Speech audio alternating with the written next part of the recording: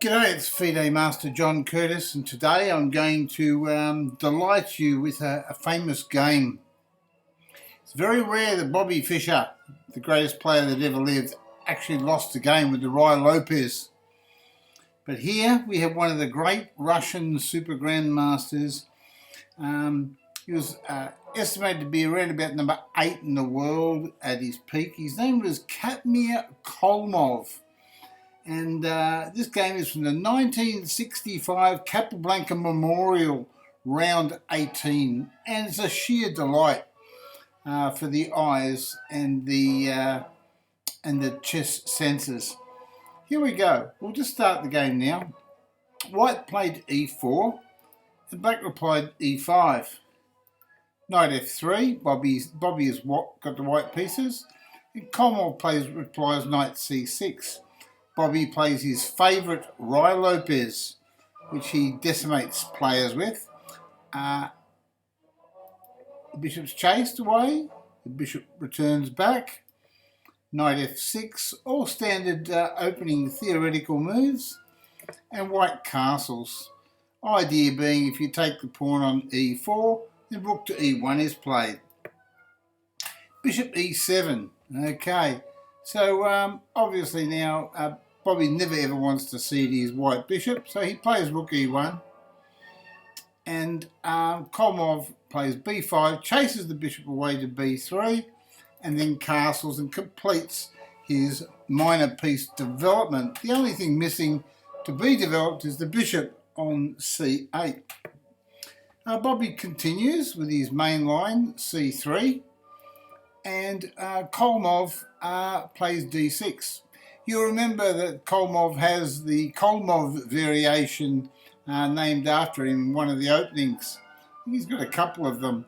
So he was a great innovator as well as a great player. Bobby played h3, which is the mainline move of the Ruy Lopez here. And Kholmov replied knight to a5, chasing the bishop away, and then playing for space with c5. And black has to get some space in the position to get an equilibrium, if we can put it that way. So d4, Bobby plays for the centre. Keep that eternal balance going. And queen c2, just a quiet developing move. Queen c7, I should say. A quiet developing move, and preparing to move his bishop on c8 and clear his rooks on the back file, depending of course on what white plays. White's got several choices here. Some players elect to close the centre with d5, right? And with the d5 move they elect to close the centre, and other players elect to chop off one of the pawns, play queen e2, okay? Right, we'll see what's played. Knight b file to d2. There you go. He just gets his pieces out. Knight returns to c6, and now there is a threat of taking the d pawn. Bobby takes the c pawn. It's recaptured, and now plays knight f1. And the plan for white is, if he's allowed to, he'll just go knight e3 and knight d5 and have a great game.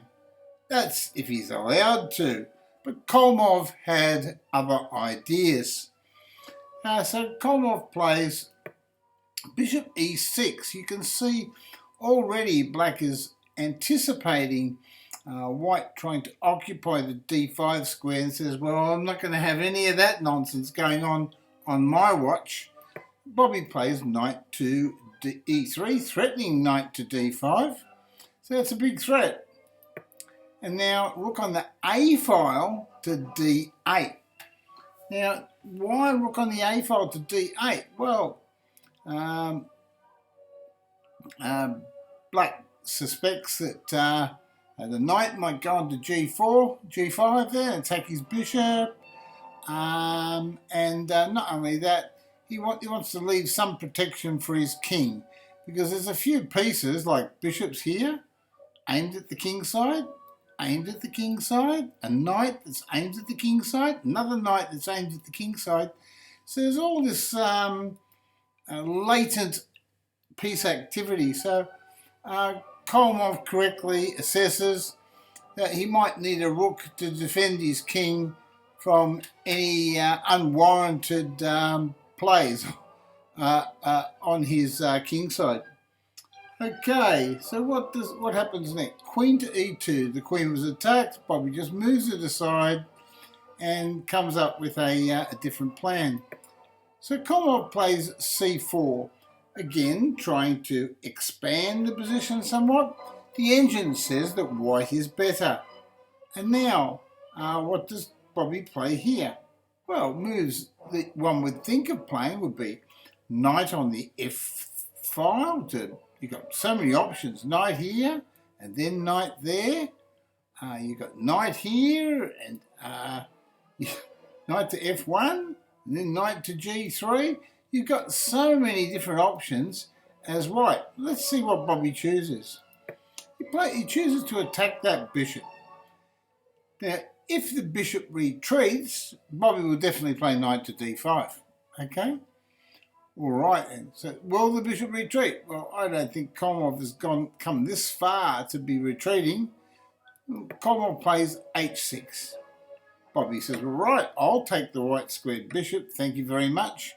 And he considers that now he's got a good game, and if he can break open the queen side and get some sort of counterplay and nullify those knights, then perhaps he's got some chances of winning the game. So I'm sure Bobby would have been quite comfortable with the position as it was here. Now, b4 was played, and now have a look at what the engine said. After b4, the engine suddenly, from this position here, where the position is slight edge for white, the engine said, well, hold on, b4, Bobby, I think you've made a mistake, buddy. The engine's assessed it as better for black. Okay? All right then. So, what happens next? Knight to d4, and this is the reason what the engine's seen that Bobby has made a mistake here with the b4 move. But it was burning right next to me.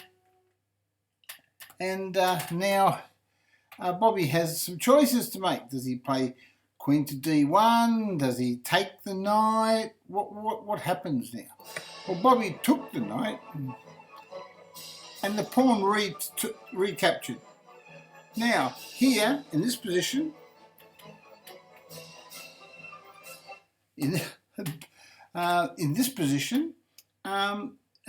black's threatening bishop takes b pawn.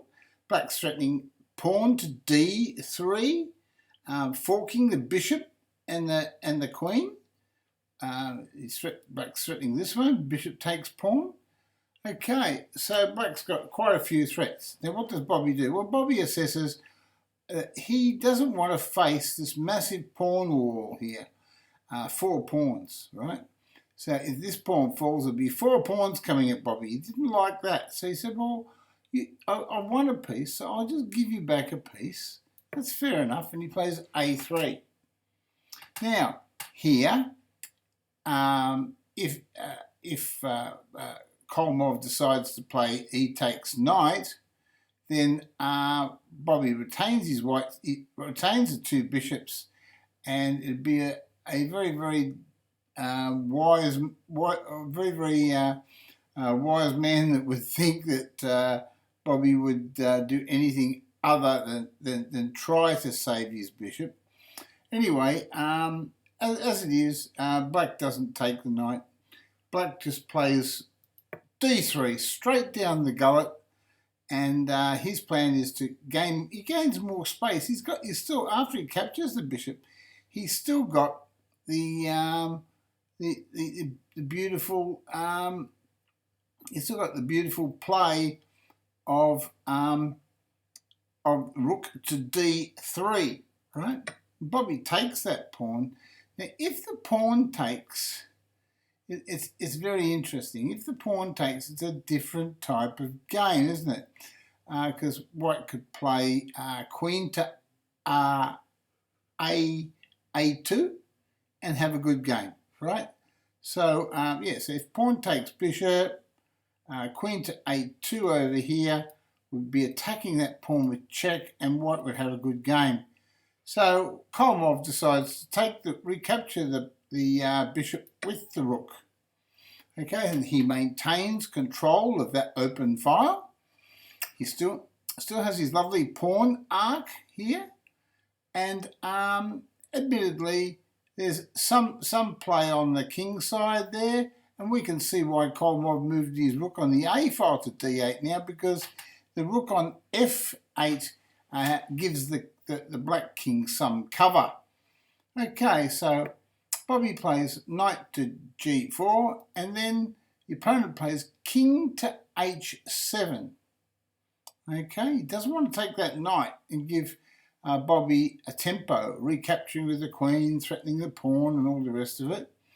Anyway, but Bobby wants to break out somehow, because he knows long term he's dead in the wood as far as the queen side is concerned. He can't win on the queen side. Bobby needs to get some mobility with his pawns, his kingside pawns. He has to do something. So he plays e5. And Kholmov just simply captures the knight. And now Bobby wants to weaken the king if he can. Anything to weaken that black position. Kholmov just plays g6, right? And then Bobby takes the knight. Now Bobby's threatening the e-pawn. And Kholmov simply plays rook to f5. Now you might see all the pawns, or most of the black pawns, are on white squares. And I have told you before, I take my hat off to Kholmov here. He's doing all the right things. He's got all his pawns on his white squares, and his bishop is a black squared bishop. It can maneuver very, very freely amongst the white squared pawns. And not only that, every black pawn is a target. It's a target on a black square to Kholmov's black bishop. And meanwhile, Bobby's bishop, Bobby's normally a great master of the bishops, but his bishop looks pretty sick down there on c1 with all these pawns on black squares. Okay, so and that's a problem when you lose that bishop, that white squared bishop. So queen to e4 is played, and now queen to d7. Now, why does he do that? Well, he's powering down. He's got full control now of this d file, and he hopes to improve his position with queen to d5. Bishop to e3, and now queen to d5. And you can see now that the white squared queen has got nowhere to go. It must recapture. Okay. Now, you wouldn't capture with the pawn here. If you capture with the pawn here, right, then bishop to bishop 5 would say, well, change bishops, please. And this pawn would start running down there for a queen. So, what does Kholmov do? He recaptures with the rook. And he controls both the open file on the D file, and he also controls the semi-open file, the F file. And he's also threatening rook takes pawn. So Bobby protects the pawn that's threatened. Now, one would think that Bobby now wants to play g4 and kick that rook out of there. But hold on, something's happened. He can't play g4 now because the rook simply returns back and the pawn structure's busted. So Bobby must play g3. He's got no choice. And Kholmov takes the pawn and fixes the pawns on black squares so they're forever and ever targets. And then rook goes back. Now, black wants to play king to g6 and king to f4 and have a fighting king there, a fighting king on that square, and be able to, if the rooks are exchanged, to penetrate the white position, maybe even go all the way down here and start queening this pawn. That's the pawn that he wants to queen. And also, if you can capture a few weak pawns on black squares, well, all the better. but the black bishop is far superior. So Bobby plays king e2. He wants to get to e4 first. He knows that if he can get to e4 first, it's a draw. Now, king to g6, rook to g1. Bobby knows that he can't get there. As soon as he gets to f3, the king will go to f5. Okay, so Bobby knows he's lost the run of the king run. He makes the king move with check, and now the king does go up. Bobby thinks, oh no, puts his hands on his head, and now comes rook g7. Bobby thinks, well, I've got to activate my rooks. Maybe here I can get some blunder by my opponent. If my opponent were to make some silly move, well, maybe I can win this. Like if he played rook e8, he might lose to rook to g1, and then the rook takes bishop, or a checkmate might follow, okay, after rook to f7 check. So Bobby plays Kholmov plays bishop d8. Now Kholmov's threatening bishop here, which would pin the bishop here. And attacked by the rook there, the bishop would fall. So that's a big threat. So what does Bobby do? Bobby sees the threat. He sees all the threats most of the time. And he plays rook here, and that stops bishop to b6. But there's a problem. There's a problem here, and that bishop's still pinned, and there's a problem there. So Black moves his rook on the file and hopes to somehow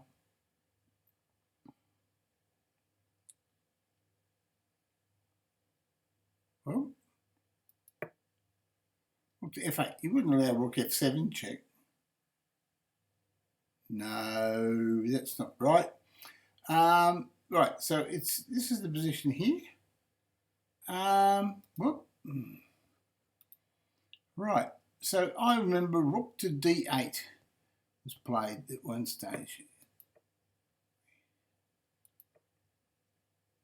Right, so that's the move that's played.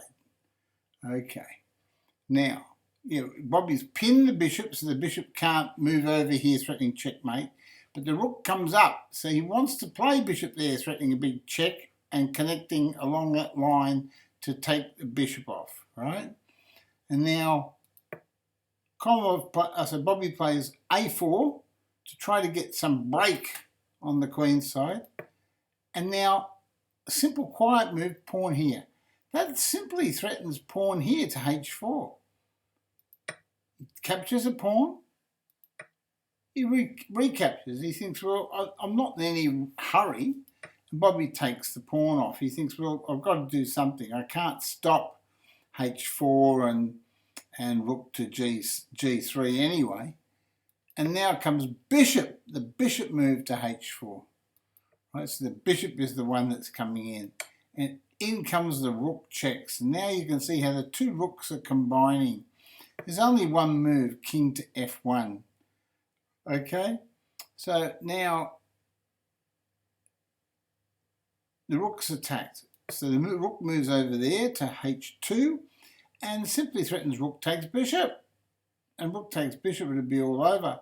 So what does Bobby play? Well, he moves his king and attacks the rook. And the rook goes back and hits the bishop. So he's relentless. He's relentless. Kholmov's relentless, and he's attacking that bishop. The bishop goes to b6, and now the pawns. That's once the bishop moves off that line, the pawn starts coming down for a queen. And we know that if the pawn gets to this square, rook checks would be mate, right? Because it'd be connected by the pawn. Rook takes rook, and pawn takes queen. New queen equals mate. King to f1. Last ditch chance, and now rook to h2, and now it's all over, and that's where the game ended. And what a beautiful game by Kholmov. He did everything that you can think of in chess, except that he broke the double pawns rule, didn't he? He broke the double pawns rule, but he did follow all those other rules about having his pawns on the right colour, trying to eliminate the bishop, using his massive pawns majority that he had over here earlier on in the game as a deflection so that his pieces could enter around the white king. And he had his king. He had the fighting king position on f5. And unfortunately, Bobby, because he could never reach the fighting e4 square, right? If he could have got there first and had one more move, well then it could have been a completely different game. That's all it takes, just one little tempi, one little move, and that's basically the end of the game. There was one other variation that I might show you, and it goes like this. We go back to knight to g4, 21 knight to g4, and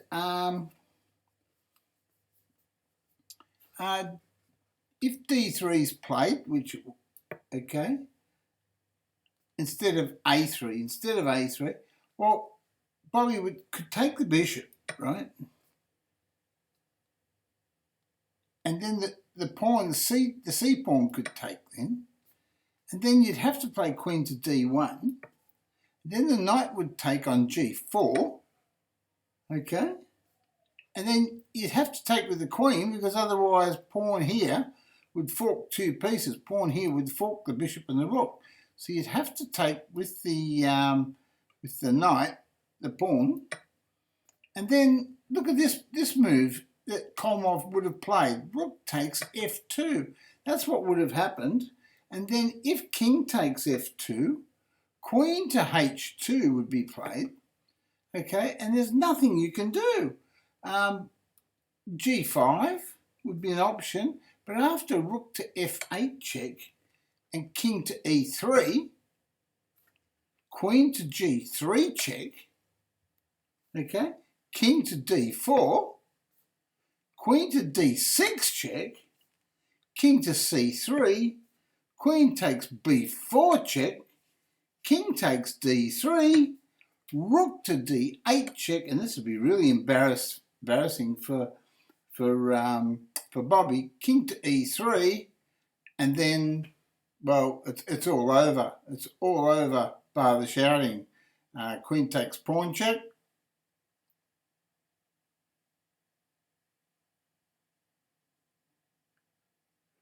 Queen c4 check. Queen c4 check's another possibility. Queen check there. Queen takes pawn check. If you put the bishop in, there's queen takes pawn check again, and that would be just a total loss. And if the king goes back here, right, it's just simply rook takes queen, and it's all over. It's just there's too many pawns, and the queen would outplay the two rooks and whatever. So that would be the end of the section. Anyway, listen, I just want to let you know this about the great Ratmir Kholmov. He was just an absolutely extraordinary player, and he beaten so many world champions. He beaten Petrosian, Tigran Petrosian, the world champion. He beaten Boris Spassky. He beat Bobby Fischer, as you know, and he even beat Kasparov. Okay, he even beat Kasparov in the game. So he's beaten all the world champions, and he was just an absolute legend. And if you want to look up Kholmov, go into Wikipedia and have a look at his look up Ratmir, Katmir, Kholmov, spelled Kholmov. He was certainly a player of much world renown, much respect of all the super grandmasters of the time, and he had an absolute magnificent chess career. And I think it's important to remember these players of old, because we should never forget where all our opening lines came from. It was people like Kholmov that we get our Kholmov variation of different openings, and that's why I give a special tribute to the great Ratmir Kholmov today. And listen, thank you for watching. If you would please hit the thumbs up button if you like this video, and subscribe. You can subscribe free to YouTube, so you get notifications of when more of my videos are coming online. And I might be able to do another one for you on the great Mikhail Tal. And as you know, on chess.com, they call me the magician. And that's why I've got a great fondness for the great Mikhail Tal. And I might just do one more, I'll put another one of his games up, and we'll go through one of his games in the analysis room, and we'll just see how it transpires. Anyway, it's bye now for me, because I'll talk all night and all day. And it's bye from Teddy, and all the friends here on my Twitch channel, and Goofy, and all the kids. It's bye from Atomic Bear's little friend, the little bear, Honey Bear. And it's bye from the little moo cow. He's always looking for the other move. Anyway, and it's bye from me too. See you later, guys. Bye now.